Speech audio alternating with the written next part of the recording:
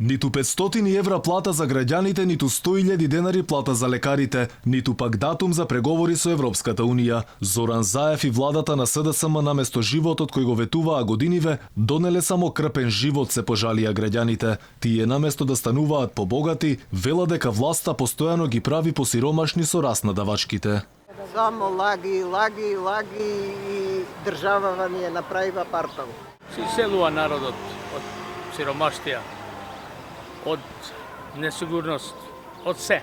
Наместо да не ги зголемат пензиите, секој ден зборува, тие не ги намалија, еве лично мене, за 200 денари помалку од кога дојде ова вас. Тие се фалат дека ги зголемиле, Тие нека се фалат, джебот мој знае. Честите задолжувања на државата и најниската просечна плата во регионот станаа реалност, наместо подобар живот за граѓаните кој премиерот го ветуваше дека ќе го донесе. Тој на почетокот од годинава рече дека ќе облечел и железни опинци за 500 евра просек да стасаа до граѓаните, но тоа барем засега останува само пуста желба на Заев. Дојдовме до просечна плата од 400 евра. Железни опинци ќе облечам. 500 евра плата. Просечна во Македонија ќе има.